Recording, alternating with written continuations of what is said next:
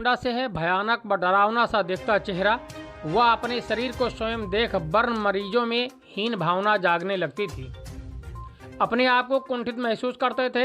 ऐसे मरीजों की सर्जरी बर्न स्पेशलिस्ट सर्जन द्वारा की जाएगी, जिसकी सारी तैयारियां मुकम्मल कर ली गई हैं।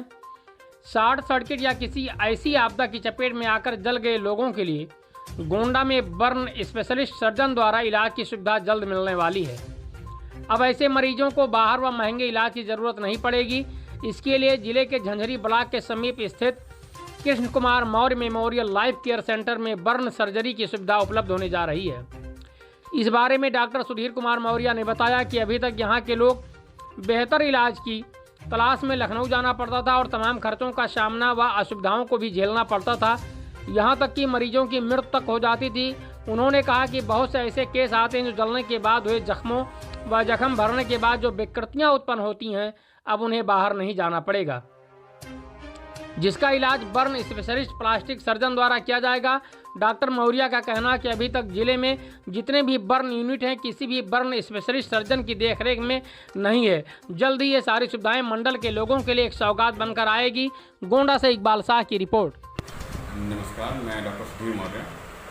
मैंने MBBS की पढ़ाई KGMC से की है, MS गोरखपुर मेडिकल कॉलेज से किया है और MCH जो कि बर्न एवं प्लास्टिक सर्जरी में अलीगढ़ मुस्लिम यूनिवर्सिटी से किया है। मैंने अभी तक लखनऊ में सैफई मेडिकल यूनिवर्सिटी में बर्न यूनिट का इंचार्ज रहा हूँ और अब अपने होम जनपद, अपने गृह जनपद गोंडा में लाइफ केयर हॉस्पिटल के नाम से झंझरी ब्लॉक के पास एक हॉस्पिटल शुरुआत करी है। सर, ये अभी तक ये सुना है कि बर्न अभी तक यहाँ देखते हैं कि बहुत से मरीज जल जाते हैं, ऐसा हो जाता है कि जलने के बाद तमाम तरीके उनके चेहरों में तब्दीलियाँ आ जाती हैं, उनके शरीरों में तब्दीलियाँ आ जाती हैं। इसको लेकर के क्या कहना आपका?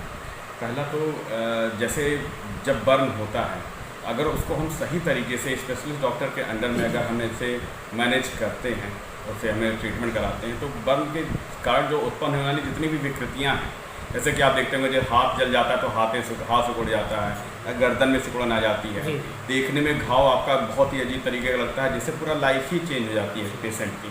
कई बार तो ऐसा होता है कि इसको ठीक करने के लिए उन लोग को लखनऊ जाना पड़ता है, जहाँ पर कई लाखों का खर्चा आ जाता है और हो सकता है चीज़ें पूरी तरीके से नॉर्मल भी ना हो। अगर हम बर्न यानी जले हुए मरीजों को जब वो जलते हैं उस समय ही अच्छे से मैनेज करें तो ये सारी, पहला तो घाव बड़ी आसानी से जल्दी भर जाता है, विकृतियाँ भी कम आती हैं या नहीं आती हैं, तो और मरीज़ का जो ज़िंदगी होती है, वो जीवन होता है, वो काफ़ी अच्छे तरीके से वो अपना बिता सकता है, नॉर्मल तरीके से, लगभग नॉर्मल तरीके से वो बिता सकता है। तो ये क्या इस तरह की सुविधा क्या अपने ज़िले में थी कि नहीं अभी तक?